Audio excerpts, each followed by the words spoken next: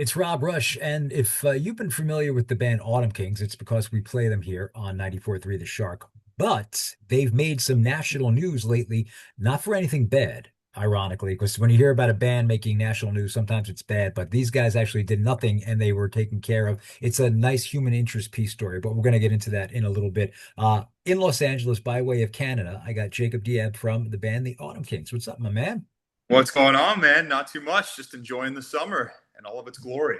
You guys were in our area not that long ago. You were in the city, and then I think last year you played here on Long Island in Amityville at the I think it was the Amityville Music Hall that you were doing. So it's been a whirlwind for you guys, right? Because you got the new album that's going to be coming out on September 18th called Epiphanies.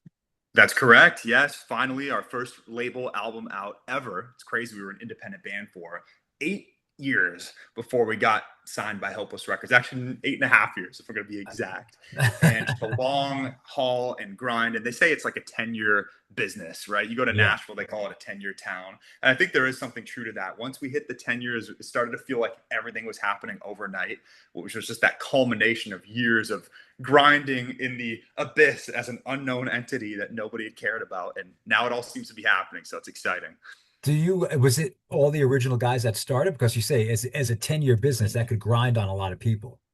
Yeah, definitely. Joe and I are the two founding members and the two that have stayed. We've had different bass players and different drummers throughout the process, but Yeah. Joe's been my partner in crime ever since we met in the grocery store called Freshco in Canada in Okay. 2013, where we kicked it in the break room and chit chatted. There was a vibe, and we ended up turning that into a band. And that's the reason. Thank you, Freshco, for the reason I can talk to you here I was going to today. say, you guys worked there together, or was it just like, oh, you're in the Frozen section too? Are you wearing that Megadeth shirt or something like that? I was a cashier.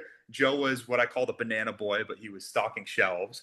And we caught a break room together one day and we started talking shop in the break room. Probably went on a little too long, didn't come back to our shift on time, but made one of those half hearted promises, I call it, where you say, we should jam sometime. One Yeah, of those things yeah. that usually never goes through, just a platitude. And we ended up following through on that. About a year later, we jammed and there was a magic in the room. The rest really is history, as they say. So, like I And said, mad props to the grocery store. yeah, you never know where things could happen or what could happen in the grocery store. And here we are, 8.5 years later. Epiphanies is coming out September 18th. I mean, just the track listing alone that we've been playing, and especially now, Gone, Gone, Gone just hit the top 10 for both media-based active rock and Billboard mainstream rock charts. So congratulations on that. But it's like hit after hit after hit that's going to be on this record. And we've been playing a ton of them here on the Shark. So how does that feel for you guys? You just said grinding it out almost 10 years, doing the indie scene, struggling, driving on your own, probably breaking down, which, relates to a story we'll hit next. So what does that feel like to have a single now in the top 10? Yeah, it's incredible, man. It's surreal. You plan for it to happen when you Yeah. started. At least we did. We're not the kind of band that's going to sit here and tell you we were just four guys kicking it on the porch, having beers, and then it turned into Nirvana. That's not us. We sat there when we were 18 years old, 20 years old, and we said, this is something we want to take to the highest level possible. So on one hand, at the risk of sounding arrogant, we knew we could kind of expect that this was coming, Sure. but at the same time it feels very surreal, and you realize how much work goes into it. The team that we've had of champions supporting us, between the label, management, agent, publisher, legal team, and then all of our friends and supporters at radio who have helped push this boulder up the hill. It really takes dozens and dozens and hundreds of people, and then thousands and tens of thousands of fans streaming the song and requesting it at radio. So we feel very honored that it's happening, and one of the things we try to do is stay even keeled and level headed through the success, because I think there is a risk that once you get successful, you let it get to your head and you stop doing the things that got you to the point where you wrote those great songs and were able to get that success. It's a trap people fall into. There are a lot of people that think when they sign to a label or have a number one, the rest is coasting. And for us, we try to take, I would give some credit to Shinedown, Papa Roach, Five Finger Death Punch, the guys that wake up every day and assume they've got nothing. Like Yeah. nothing is handed to them, and they keep pushing, they keep getting after it. So just trying to keep that mentality through the good times too. Yeah, and that's important too because to have a level head and not get too full of yourself is real key in this business. And to go back to what you said earlier, it's not egotistical. There's that fine line between an ego and confidence. And for you, you have confidence that you were going to get to this level, and rightfully so. I mean, all the songs are great on this upcoming album, Epiphanies. If I could just, I'm going to pull up the track list right now, real quick, because again, we've been supporting it for a while here on the Shark, and you have Gone Gone Gone, which is now top 10. Snake Charmer, Hellbound, Sleep When I'm Dead. All these are like bangers. So Epiphanies is going to be. I'm serious. I'm not just. Nice. I think they're really great. Epiphanies is going to be an awesome album, and again, September 18th is when it comes out. So the tease from the beginning and kind of tying into this whole road dog thing is there was an article that was just released, I guess, a few weeks ago about how your bus broke down or your van broke down, and you were on the side of the road, and some guy came over and said, if you need anything, let me know, gave you his number, and then you called him because you needed to get to a show, which wound up, as I think you said, being like the best show of your life so far. Yeah, it's incredible. You basically summed it up perfectly. We were finishing a show, Rockfest, in Cadott, Wisconsin, which is the northwestern part of the state. Yeah. Small town. We finished the show. It was an early afternoon set. Now it's 4:30 p.m. on a Friday in a small town. Driving our van 8 hours to get to Grand Rapids for Upheaval Festival in Michigan. A couple minutes into the drive, the engine starts screeching. It's weird sound. It sounded like it was imminent disaster about to happen. So we slowed down the vehicle, gets down to 15 miles an hour. We actually couldn't even get past 15 miles an hour. There was like an automatic brake or emergency function that came into Yeah. place. And so we pulled off on the highway, trying to figure out what's going on. We called 16 mechanics. Again, a Friday in a small town. Nobody's available. It's not like New York City or Detroit or Chicago where And I'm there's guessing ample nobody in the people. band is versed with doing maintenance on cars. Some of us can do surface level fixes, but this was turns out a very deep seated issue with the engine. We called all these mechanics. Only one guy was available, and he was going to be an hour away to come to us. Oh, So in the shoot. meantime, while we're sitting there twiddling our thumbs, figuring out what to do on the side of the highway, a stranger comes up, a 60-year-old man, hillbilly. I say that in the most endearing way. He goes, "You guys need help?" We said, "Well, we've got a mechanic on the way, but maybe we'll just take your number in case something goes wrong." Okay, sounds good. His name was Ernie. Ernie Yeah. is the most important person of this whole story, as you know. Mechanic comes an hour later, takes a quick look on the side of the highway. I can't see enough without taking it to the shop. You guys got to limp this thing to my shop. How far is it? It's like 10 miles. So we drive, ends up taking like an hour to get to the shop because we couldn't go past 15 miles an hour. Get to the mechanic's place. He takes probably 2 hours to diagnose this thing, like is deep into the vehicle. His conclusion is it's going to take at least 2 days to get Oh, this wow. thing fixed and back in shape. Well, we've got to drive 8 hours to get to Grand Rapids. What are we going to do? And the clock is literally ticking. Yeah. The clock is literally ticking. And so the closest airport is Minneapolis, 2 hours west, the opposite direction. How would we even get an Uber there? Do Ubers even come here? How do we do this? So then I call up Ernie. Hey, Ernie. Hey, what's going on? Turns out we do need your help. You guys want to just take my car? What? Really? Yeah, I got it 3 days ago, but yeah, feel free to. Okay, is there any strings attached? No, just get me a 2XL shirt from my wife. She's a fan of the band. She likes the music. So Ernie comes to us. So we end up next step is we need to find a U-Haul still because we've got a trailer with all of our stuff. And Yeah. Ernie's red Ford Explorer is not going to be able to tow the trailer. It's not going to be able to fit six of us. So three of us get into the red Ford Explorer. The other three have to find a U-Haul. There's literally no U-Haul available except for one 26-foot U-Haul truck. And it's not even at a U-Haul location. It's one of those neighborhood dealers, like one of those sketchy things. We didn't need the 26-foot truck. It was complete overkill, but it had a hitch that could host our trailer. And so three guys get into this U-Haul, stiff, upright the entire night. We hitch on the trailer. Now, I'd quit caffeine like a couple weeks before this tour to keep my body good, no anxiety, sleep better. Dude, I pounded back when we did that drive. We had to plow through the night, Yeah. Yeah. right? We Sure. planned to do it during the day. So I smashed coffee. I felt like I was on cocaine and ended up getting to the festival, made it in time, no sleep. We were up for like 40, 45 hours. We had Oh boy. 3 interviews to do that day. We're hobnobbing, mingling with everyone. We're in Michigan, so our family's there. You got to entertain them too. And when you don't sleep well, your voice gets very hoarse. And so Sure. I wasn't sure how we were going to sound. And then the second "Sleeping I'm Dead" is the first song of the set. Dun, dun, dead in the water. In real time, as I'm singing, looking out in the crowd, going crazy, I'm like, how do we sound this good right now? This is not supposed to be this way. We ended up having one of the best shows ever. So it was one of those signs of fate.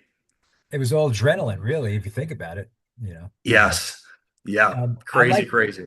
I want to get the quote so I'm not misquoted here that you said you provided this statement to Loudwire, and I love this. You said, "quote In a world where people are constantly inundated with pessimistic news, it's inspiring to see that one man's kindness towards us could go this viral. A reminder that optimism and positivity can do and spread at lightning speed as people are hungry for hope." And I think that is such an awesome message, especially in this day and age.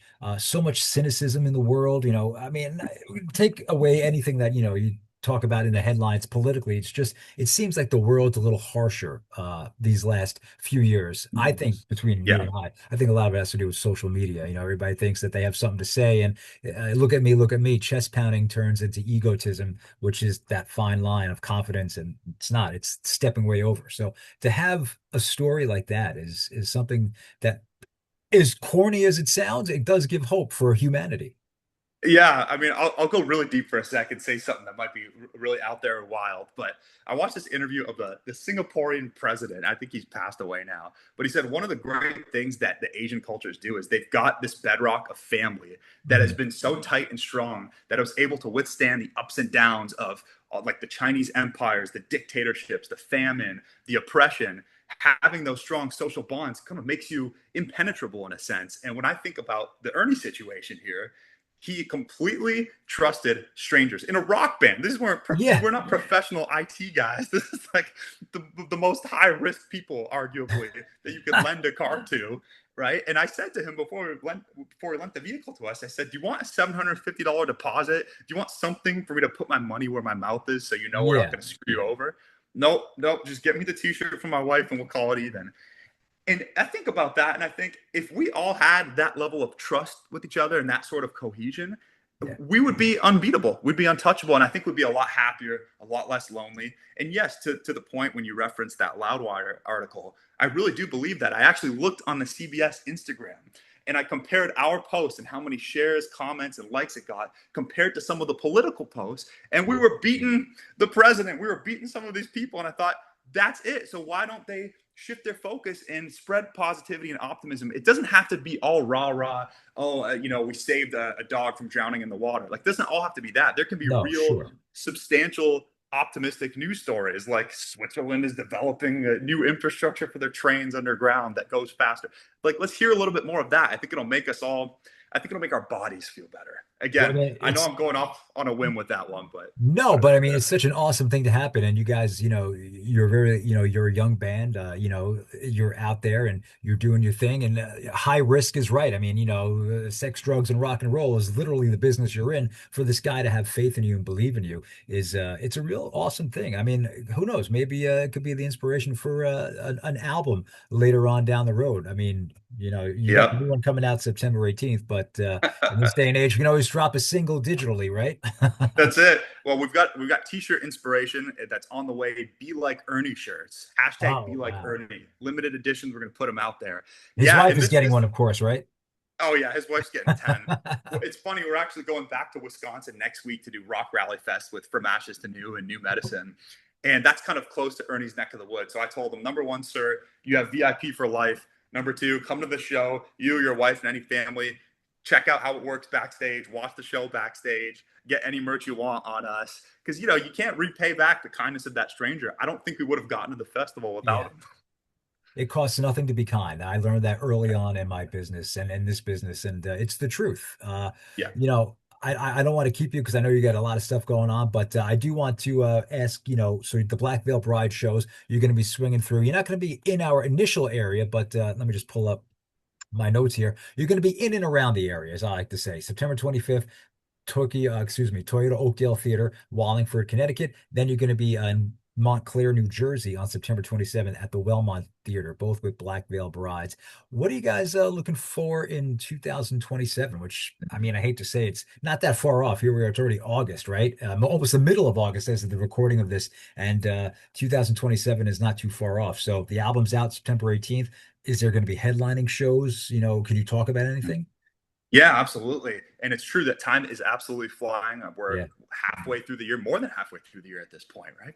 And 2027 is going to be a ton of touring, going to be support slots with some bands that you have all heard of, that I Hmm. cannot release yet. I hate teasing stuff. That's become my personal pet peeve that we do that we have to do. Otherwise, we get a call from management. That's Why did another you good say idea that? for a shirt. You could say tease. Yeah. Yes. Yeah, tease. Ernie and tease. And then we're also going to be potentially headlining by the end of 2027. That's been a highly discussed thing. It Okay. looks like we're hitting a point where we're going to be able to do that and handle our own that way. So lots of touring. And as soon as October, November hits, we're going to be back in the studio writing more, which I just have this insatiable urge to write. Like I can't put down the acoustic guitar. I've been on a great sleep schedule lately, going to bed at like 10 p.m., getting up at 7 a.m. And last night I Ooh. broke that completely because I just had to touch the guitar and new ideas brewing. Wife thinks you're crazy, but this is the price that she paid for marrying a musician. I got to say, man, Jake, it was a pleasure talking to you. And, inspirational stories throughout this whole conversation. I guess, as a newer band that now you're finally starting to, after a lot of hard work and years of determination, it's, air quotes paying off, even though you were doing well beforehand.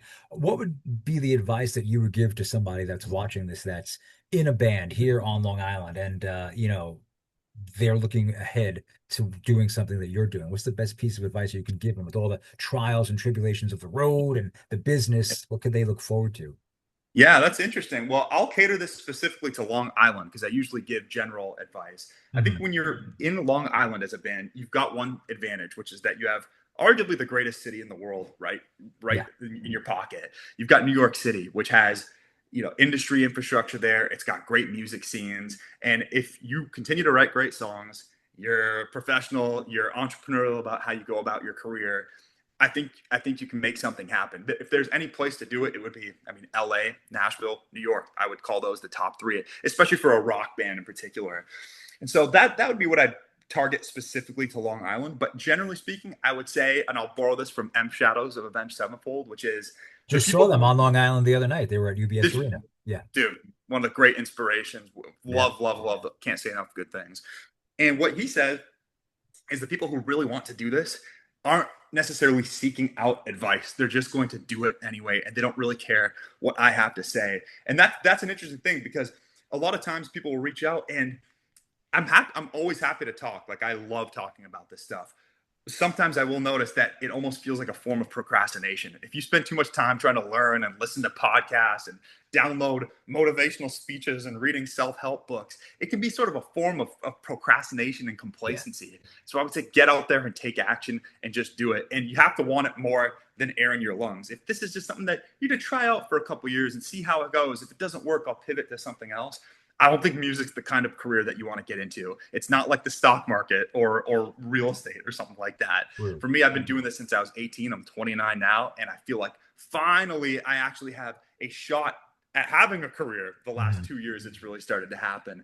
And so I'm a lifer. We call you're a lifer in the music biz. You have to be a lifer if you're going to succeed. It's a long, long road. Maybe you'll get lucky and have a big viral hit a year or 2 years in and using TikTok. But that's another thing too is over dependence on AI or TikTok bits is not the move. I think you've Yeah. got to still put the blood, sweat, and tears into your craft. We're not going to be replaced by AI. AI will replace the bottom 50% of generic beats that are used in TV promos or something like Mhm. that, but it's not going to replace the excellence and the magic that is original music. I don't Your believe lips to that. God's ears, man. Yeah, your lips to Yeah. God's ears. You can't Yes. really, I mean, I don't think AI could simulate the human emotion and that connection because this is a connection business. Radio, performing, being in a band, it's a connection business to the human element. And hopefully AI will not be able to replicate that.